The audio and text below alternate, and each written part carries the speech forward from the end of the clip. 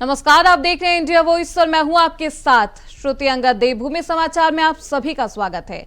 देवभूमि समाचार की करते हैं शुरुआत, लेकिन आपको सबसे पहले ले चलते हैं ग्रेटर नोएडा, जहां सीएम योगी आदित्यनाथ लाइव आ रहे हैं। लगभग 3,300 करोड़ रुपए की परियोजनाओं के साथ ही बेसिक शिक्षा परिषद अपने कुछ अभिनव कार्यक्रम के साथ उत्तर प्रदेश के भविष्य को सजाने और संवारने के एक नए कार्यक्रम का शुभारंभ करने जा रहा है। बेसिक शिक्षा परिषद के द्वारा आदरणीय प्रधानमंत्री मोदी जी के यशस्वी मार्गदर्शन और तेजस्वी नेतृत्व में प्रदेश सरकार ने गत 8 वर्ष के अंदर बेसिक शिक्षा के क्षेत्र में जो आमूलचूल परिवर्तन करने की दिशा में कदम बढ़ाए हैं, इसके लिए मैं परिषद को, सभी शिक्षकों को हृदय से बधाई देता हूं। आप सबका मैं अभिनंदन करता हूं।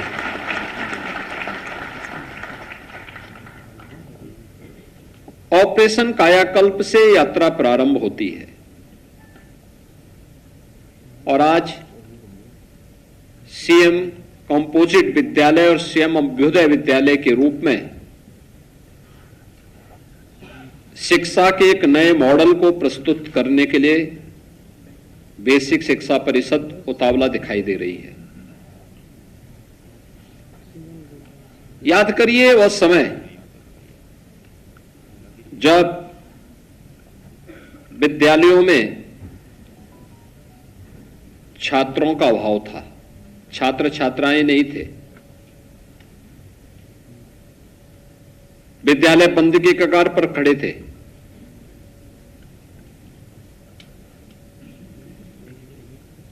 भवन जर्जर पड़े हुए थे, गंदगी हुआ करती थी, अव्यवस्था हुआ करती थी। उन स्थितियों में ये यात्रा प्रारंभ हुई और एक पहल की आवश्यकता थी। प्रदेश सरकार ने, प्रदेश में सरकार बदलते ही पहल प्रारंभ हुई तो उसको नेतृत्व अपने अपने विद्यालय में संबंधित विद्यालयों के प्रधानाचार्यों ने, शिक्षकों ने और उससे जुड़े हुए अन्य जो उनके सहयोगी थे, उन सब ने मिलकर के जो कार्य प्रारंभ किया। आज आप देख सकते हैं कि प्रदेश में लगभग सभी विद्यालय ऑपरेशन कायाकल्प के साथ जुड़ चुके हैं। जो थोड़े बहुत बचे होंगे 2-3%, मुझे लगता है कि इस वर्ष वे भी ऑपरेशन कायाकल्प से आच्छादित हो जाएंगे। स्कूल में ड्रॉप आउट रेट क्यों ज्यादा होता है, क्यों बढ़ता है? जब वहां पठन पाठन का माहौल न हो, जब वहां पे बुनियादी सुविधाएं न हो, बालक बालिकाओं के लिए टॉयलेट की व्यवस्था नहीं, पेयजल की व्यवस्था नहीं, शिक्षक कभी आ रहे हैं कभी नहीं आ रहे हैं, गंदगी हो, खेल कूद की कोई व्यवस्था न हो, उस शुरुआत में उस प्रकार के अनुकूल वातावरण बनाने के लिए जो अभिनव प्रयास होने चाहिए, जब वह नहीं हुए तो हम लोग देखते थे कि एक सामान्य व्यक्ति भी अपने बच्चों को बेसिक शिक्षा परिषद के स्कूल में 2017 के पहले नहीं भेजना चाहता था। और अभी मैं देख रहा था, जब यहां पर मैं विभिन्न विद्यालयों ने जो अभिनव प्रयास किए हैं और उसके परिणाम सामने आए हैं, आप अनुमान करेंगे बेसिक शिक्षा परिषद के स्कूलों में अब 800 और 900 और 1000 और 1200 तक बच्चे हों, या एक नए परिषदीय विद्यालयों की तस्वीर को दुनिया के सामने रखता है। लोग यही बोलते थे 2017 में कि सब क्या हो रहा है, आप लोग दे तो रहे हैं लेकिन उसका रिजल्ट क्या है। हमने कहा रिजल्ट भी आएगा, रिजल्ट भी आएगा। अभी सरकार आई है, उन बच्चों के भविष्य के साथ खिलवाड़ करने की छूट नहीं मिलनी चाहिए। जिन बच्चों ने पढ़ने के एक लालसा से स्कूल तो गए लेकिन फिर असमय उसको वापस आना पड़ा, फिर जाना उसने बंद कर दिया। अब स्थिति बंद होनी चाहिए। और आज मुझे बताते हुए प्रसन्नता है, इन स्कूलों में छात्र छात्राओं की संख्या बढ़ी है।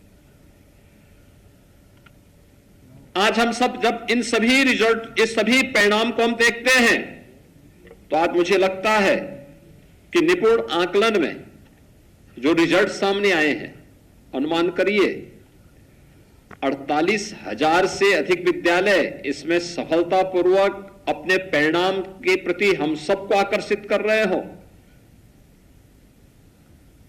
याद करिए, पहले हम लोग देखते थे कि भाई स्वाभाविक रूप से जब स्कूल में ना बच्चा आएगा ना शिक्षक आएगा, तो उस समय अक्षर ज्ञान आप 5वीं क्लास के बच्चे से पूछते थे तो वो भी नहीं बता पाता था, उसको भी नहीं पता होता था। लेकिन अब यह क्लास 1 और क्लास 2 के बच्चों से भी अगर आप जानकारी लेंगे तो आपको वहां कुछ अच्छा देखने को मिलेगा, अच्छे परिणाम सामने देखने को मिलेंगे। और मैं तो आज बेसिक शिक्षा परिषद से कहूंगा कि प्रदेश भर के जितने भी बीएड और एमएड के छात्र होंगे, इनको एक सप्ताह के लिए वहां से छुट्टी करवा करके बेसिक शिक्षा परिषद के विद्यालयों में निपुण कार्यक्रम के आकलन के लिए उन्हें भेजने की आवश्यकता है। उनकी ट्रेनिंग भी होगी फील्ड में, और फील्ड में ट्रेनिंग के साथ साथ वे वहां जाकर के देखें तो क्या हो रहा है और कैसे उनको कार्य करना है। दूसरा, वे वहां जाएंगे तो उन्हें स्मार्ट क्लास के साथ जुड़ने का अवसर भी प्राप्त होगा, डिजिटल लाइब्रेरी के साथ जुड़ने का अवसर प्राप्त होगा। क्योंकि इन्होंने जब पढ़ा था, याद करना है, बीएड या एमएड के जो बच्चे इस समय अध्ययन कर रहे हैं, अपनी डिग्री ले रहे हैं, इन्होंने जब इन स्कूलों में पढ़ा होगा तब यहां बुनियादी सुविधाएं नहीं थी, बालक बालिकाओं के लिए टॉयलेट नहीं रहा होगा, तब वहां पे खेल का मैदान नहीं रहा होगा, तब वहां पे अच्छी फ्लोरिंग नहीं रही होगी, तब फर्नीचर नहीं रहा होगा, तब वहां पे डिजिटल लाइब्रेरी और स्मार्ट क्लास नहीं रही होगी। आज इनमें से ज्यादातर सुविधाएं उन विद्यालयों में उपलब्ध हुई हैं, इसलिए वे जाकर के एक और इसको देखें और देख करके और फिर वहां पर ये भी देखें कि रिजल्ट क्या है। हम पहले से परफॉर्मा बना करके दें कि निपुण का आकलन किस रूप में उसे करना है, पहली क्लास का कैसे, दूसरी क्लास का कैसे, तीसरी क्लास का कैसे, चौथी क्लास का कैसे, 5वीं क्लास का कैसे, और फिर उसी फॉर्म में उसको मांगिए। आप देखेंगे रिजल्ट आएंगे, रिजल्ट आएंगे। दूसरा, हमारा प्रयास होना चाहिए कि हर विद्यालय में शिक्षक जरूर हो, छात्र शिक्षक का रेशो उसको हम हर हाल में मेंटेन करें, हर हाल में मेंटेन करें। ये बेसिक शिक्षा परिषद जिस दिन इस प्रक्रिया को प्रभावी ढंग से क्रियान्वित करेगा, यहां पे छात्रों की संख्या बढ़ेगी। और मेरा मानना है, मैं बेसिक शिक्षा परिषद से जुड़े हुए सभी शिक्षकों से इस बारे में अपील करूंगा। आप एक शिक्षक हैं, जितनी मेहनत करते हैं, देखिए आप ही के साथ के शिक्षक हैं जिनको आज यहां पे सम्मानित किया जा रहा है, आप ही के साथ के शिक्षक हैं, इन्होंने अच्छा किया है, सम्मानित हो रहे हैं। और ये सम्मान एक मंच की एक औपचारिकता होगी, लेकिन उनका सबसे बड़ा सम्मान है जो उनके द्वारा जिन बच्चों को आज प्रशिक्षित किया जा रहा है, जिन बच्चों के भविष्य को समझाने और संवारने का काम हो रहा है, यही बच्चे जीवन भर उन्हें स्मरण करेंगे और अपने उस समय जब वह किसी पद और किसी पोजीशन पर जाएंगे तो उन शिक्षकों का स्मरण उनके मन में सदैव होगा। हमें अपने आप को इस रूप में बनाना है कि आप देश के भविष्य को गढ़ने का काम कर रहे हैं, उसको आगे बढ़ाने का काम कर रहे हैं, और ये महती जिम्मेदारी जो आपके ऊपर है, ईश्वर प्रदत्त जो ये आपके पास एक हथियार है, इसका इस्तेमाल राष्ट्र निर्माण के इस प्रवर्तमान कार्यक्रम के साथ जोड़िए, उसको ऐसे ही मत जाने दीजिए। याद रखना, समय और काल किसी का इंतजार नहीं करता है। जो भी व्यक्ति उसको अनावश्यक जाया करता है और स्वयं काल के प्रवाह का शिकार हो जाता है। हमें काल के प्रवाह का शिकार नहीं होना है, बल्कि इसके अनुरूप उससे 2 कदम आगे चल करके, आगे बढ़ करके जो दायित्व हमारे पास है, उस दायित्व के निर्वहन के लिए अपने आप को तैयार करना है। और आज मुझे प्रसन्नता है कि आज यहां पे हम लोगों ने बेसिक शिक्षा परिषद के उन बच्चों के लिए जिन्होंने अपना एनरोलमेंट करा चुके हैं, उन बच्चों के लिए 2 uniform, bag, books, bag, shoes, sweater, इन सब के लिए 1200 रुपए की डीबीटी के माध्यम से उन तक भेजने की तैयारी हुई है, एक साथ भेजा गया है। आप याद करिए, हमने जब आंकलन किया था कि सभी चीजें हम अगर उन बच्चों को उपलब्ध कराते हैं, ड्रेस है, स्वेटर है, स्कूल बैग है, जूता मोजा है, स्टेशनरी है, तो हम लोगों ने जब आंकलन किया था तो हम लोगों ने देखा कि इस पे कुल खर्च होता है लगभग 900 से 1000 रुपया। फिर ये हुआ कि भाई इसमें थोड़ा सा और धनराशि बढ़ा करके देंगे तो आसानी से और भी अच्छा ले सकते हैं, उसको बढ़ा करके 1200 रुपया किया गया। और अब बेसिक शिक्षा परिषद के हर बच्चे के लिए सुविधा उपलब्ध करवाई गई है और आज डीबीटी के माध्यम से ये पैसा उन बच्चों के अकाउंट में यहां पे हस्तांतरित किया गया है। मैं इसके लिए उन सभी अभिभावकों को, सभी शिक्षकों को हृदय से बधाई दूंगा जिन बच्चों के लिए धनराशि जा चुकी है। जो बच्चे जुलाई में अपना नामांकन कराएंगे, उसका तत्काल आप वहां से नामांकन करवा करके अगर यहां भेजेंगे तो उसका पैसा भी जुलाई में फिर यहां से बेसिक शिक्षा परिषद से उनका पैसा धनराशि चला जाए। लेकिन जिम्मेदारी यह होनी चाहिए कि जिस गांव में विद्यालय है, जिस गांव में विद्यालय है, उस गांव के विद्यालय को, उस गांव और उसके अगल बगल के किसी भी विद्यालय में, किसी भी घर में कोई बच्चा ऐसा न हो जो 5 वर्ष से लेकर 14 वर्ष तक का बच्चा है, उसको स्कूल जरूर लेकर के आइए। बड़ा उपकार होगा आपका समाज पे। और मुझे लगता है कि अपने इस नैतिक उत्तरदायित्व को एक शिक्षक के रूप में हमें निर्वहन करना होगा। हम इस उत्तरदायित्व का निर्वहन करने के लिए अपने आप को तैयार करें। आप सुन रहे थे मुख्यमंत्री योगी आदित्यनाथ को। खबरों बढ़ते आगे, कोटद्वार से बड़ी खबर सामने आई। मालन पुल का सीएम ने वर्चुअल उद्घाटन किया है। 2 साल पहले आपदा की भेंट चढ़ गया था ये पुल। 26 करोड़ की लागत से इस पुल का उद्घाटन किया गया है। कोटद्वार और भावर को ये कनेक्ट करेगा। कोटद्वार से ये बड़ी खबर हम आपको बता रहे हैं, जहां पर इस पुल का फिर से निर्माण किया गया है। मालन पुल का सीएम धामी ने वर्चुअल उद्घाटन किया है। 2 साल पहले आपदा की वजह से ये पुल धाराशाही हो गया था, टूट गया था। एक बार फिर से इसे बनाया गया है और आपको बता दें सीएम धामी ने इसका वर्चुअल उद्घाटन किया है। 26 करोड़ की लागत से इस पुल का निर्माण हुआ है और इसका उद्घाटन भी किया जा चुका है। कोटद्वार और भावर को ये पुल आपस में कनेक्ट करने का काम करेगा। 2 साल पहले आपदा में ये पुल धाराशाही हो गया था।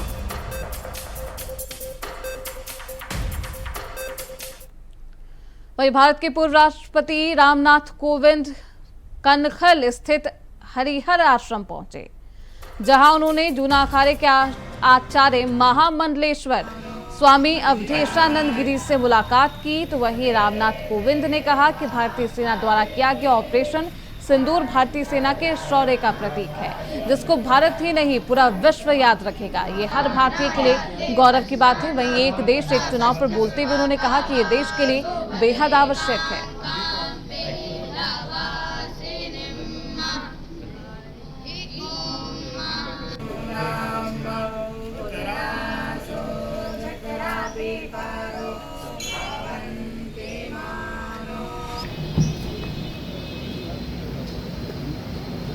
इस हमारे देश की सेनाओं का जो पराक्रम और शौर्य का ये प्रतीक है, और मुझे लगता है हमने विश्व में एक बहुत बड़ा संदेश दिया है। और आतंकवाद के खिलाफ इसको लोग सदियों तक इसकी पहचान बनी रहेगी, और इसके लिए मैं फिर कहूँगा हम सभी भारतीयों के लिए एक गौरव का विषय है। धन्यवाद। वन नेशन वन इलेक्शन का जो एक रिपोर्ट हमारी अध्यक्षता में कमेटी बनी थी, हमने रिपोर्ट सबमिट कर दी। भारत सरकार ने उसको स्वीकार कर लिया, पार्लियामेंट में उस पर विधेयक बना है और वो अभी जेपीसी के सामने विचारार्थ है। उस पर जो निर्णय। वहीं राज्यपाल लेफ्टिनेंट जनरल गुरमीत सिंह नैनीताल पहुंचे। पहले मां नैना देवी और फिर गुरुद्वारे के दर्शन किए। इस दौरान मंदिर प्रबंधन ने राज्यपाल को चोला और मां नैना देवी की फोटो देकर स्वागत किया है। भारी पुलिस सुरक्षा के बीच राज्यपाल राजभवन से सीधे मल्लीताल के चाट पार्क पहुंचे। वहां मंदिर के दर्शनों के बाद राज्यपाल गुरुद्वारे पहुंचे। राज्यपाल ने मंदिर में मां नैना देवी की दर्शन और पूजा अर्चना की, साथ ही शिव मंदिर में भी जलाभिषेक किया।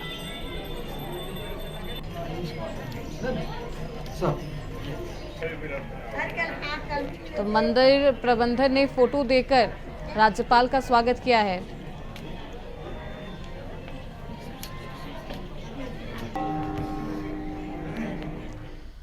वही कोरोना वायरस के नए वेरिएंट ने दस्तक दे दी है। इसकी आहट अब उत्तराखंड में सुनाई दे रही है। उत्तराखंड में भी 3 मरीजों में कोरोना वायरस की पुष्टि हो गई है।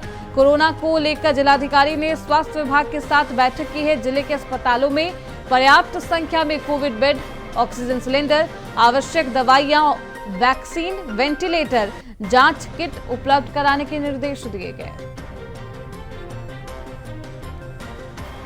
तो जिलाधिकारी ने विभाग के साथ ये बैठक की है। आपको बता दें, प्रदेश में 3 मरीजों में कोरोना वायरस की पुष्टि हुई है, जिसके बाद से स्वास्थ्य विभाग अलर्ट मोड पर है। तो वहीं उत्तराखंड में एक बार फिर कोरोना संक्रमण का खतरा मंडराने लगा है। राज्य में कोविड-19 के 3 नए मामले सामने आए। इसके स्वास्थ्य विभाग अब अलर्ट मोड पर है। चारधाम यात्रा को लेकर चिंता बढ़ गई है। हर साल लाखों श्रद्धालु देश भर से उत्तराखंड आते हैं। ऐसे में संक्रमण फैलने का डर भी है। स्वास्थ्य विभाग सतर्क है, लोगों से सावधानी बरतने की अपील की जा रही है। उत्तराखंड स्वास्थ्य विभाग के अनुसार देहरादून और नैनीताल जिलों में 2 लोगों में कोविड-19 संक्रमण की पुष्टि हुई है। इन मरीजों की रिपोर्ट पॉजिटिव आने के बाद विभाग सतर्क हो गया है। राज्य के अस्पतालों में कोविड प्रोटोकॉल को फिर से लागू किया जा सकता है। तो 3 मरीज मिलने के बाद अभी स्वास्थ्य विभाग अलर्ट मोड पर चल रहा है। तमाम तरीके से दिशा निर्देश भी दिए गए हैं। तो चारधाम यात्रा पर कोविड का संकट क्या होगा, और ऐसे में स्वास्थ्य विभाग अलर्ट मोड पर है। अभी तक प्रदेश में 3 मरीजों की में कोरोना वायरस होने की पुष्टि हुई है।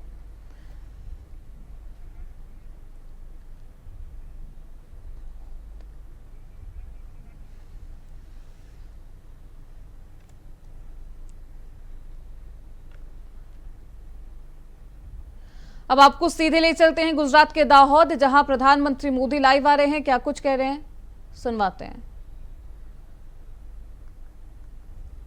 तो पहली बार अपने गृह राज्य गुजरात के दौरे पर हैं प्रधानमंत्री मोदी। ऑपरेशन सिंदूर के बाद ये पहली बार है जब वो गुजरात पहुंचे हैं, और यहां पर परियोजनाओं का शिलान्यास करते हुए पीएम मोदी को आप देख सकते हैं। ये लाइव तस्वीरें हैं दाहोद से, गुजरात में जनसभा भी होनी है, जनता को भी संबोधित करेंगे, लेकिन उससे पहले परियोजनाओं का शिलान्यास करते हुए प्रधानमंत्री मोदी आपको नजर आ रहे होंगे। पहले आकलन किया जा रहा है, जायजा लेते हुए पीएम मोदी नजर आ रहे हैं। आपको बता दें, राज्य गुजरात के 2 दिवसीय दौरे पर है पीएम मोदी।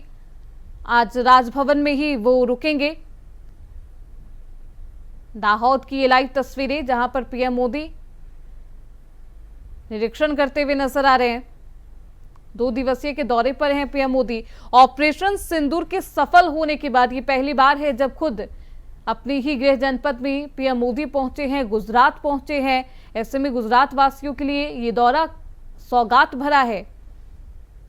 परियोजनाओं का शिलान्यास करते हुए आप पीएम मोदी को देख रहे हैं। गुजरात की ये लाइव तस्वीरें हैं। गुजरात के दौरे पर हैं प्रधानमंत्री नरेंद्र मोदी। कुछ ही देर में दाहोद में जनसभा को संबोधित करते हुए नजर आएंगे। ऑपरेशन सिंदूर को लेकर जिस तरीके से भारतीय सेना ने शौर्य का तांडव दिखाया है पाकिस्तान को, उसके बारे में चर्चा करेंगे। तो पीएम मोदी आज 2 दिन के दौरे पर गुजरात पहुंचे हैं और ऐसे में प्रधानमंत्री नरेंद्र मोदी का ये दौरा गुजरात वासियों के लिए सौगात भरा है। परियोजनाओं का शिलान्यास करते हुए पीएम मोदी आपको नजर आ रहे होंगे। दाहोद की ये तस्वीरें हैं जहां पर पीएम मोदी अभी मौजूद हैं। कुछ ही देर में दाहोद की जनता को संबोधित करते हुए नजर आएंगे। गुजरात की जनता को संबोधित करेंगे पीएम मोदी। तो ऑपरेशन सिंदूर के सफल होने के बाद पहली बार पहुंचे हैं गुजरात दौरे पर पीएम मोदी और गुजरात वासियों के लिए सौगात भी लेकर आए हैं। पीएम मोदी 2 दिन गुजरात के दौरे पर रहेंगे। कल गुजरात से दिल्ली के लिए रवाना हो जाएंगे। कुछ ही देर में दाहोद में जनता को संबोधित करते हुए प्रधानमंत्री नरेंद्र मोदी नजर आएंगे। इससे पहले रोड शो किया था। ऑपरेशन सिंदूर को लेकर रोड शो किया गया था जिसमें जनता बेहद उत्सुक नजर आई थी। जिस तरीके से ऑपरेशन सिंदूर ने पाकिस्तान को दिखा दिया कि भारत अब चुप नहीं बैठेगा, माफी नहीं दी जाएगी। अगर आप आतंकवाद फैलाने की कोशिश करेंगे तो आतंकवाद का खात्मा हिंदुस्तान करेगा। इस संदेश के बाद भारत अब एक संदेश देने की कोशिश कर रहा है विश्व में कि भारत आतंकवाद के खिलाफ है। व्यापार और आतंकवाद एक साथ अब नहीं होंगे, बातचीत और आतंकवाद एक साथ नहीं होगा। तो पीएम मोदी गुजरात के दौरे पर हैं। खबरों बढ़ते आगे। उत्तराखंड में प्री मॉनसून की बारिश ने पिछले 10 साल के रिकॉर्ड को बीट कर दिया है। बारिश के बाद हल्द्वानी, देहरादून, नैनीताल, ऋषिकेश, हरिद्वार, रुड़की समेत कई शहरों में प्रशासन के दावे भी बह गए। नैनीताल जिले के हल्द्वानी और आसपास के इलाकों में शनिवार देर रात से रविवार सुबह तक हुई बारिश से तापमान में 3 डिग्री सेल्सियस तक गिरावट आई है। देहरादून के तापमान में भी 8 डिग्री सेल्सियस की गिरावट आई। मौसम विभाग के अनुसार आज भी कहीं कहीं बारिश और ओलावृष्टि होने की संभावना है। रविवार को देहरादून समेत ज्यादातर क्षेत्रों में सुबह से ही मध्यम बौछारों का क्रम शुरू हो गया है, यानी कि अभी भी बारिश वहां पर जारी है। मौसम विभाग की तरफ से लगातार अलर्ट जारी किया गया है। 10 साल का रिकॉर्ड टूट गया है। बारिश से 10 डिग्री तक तापमान में गिरावट आई है।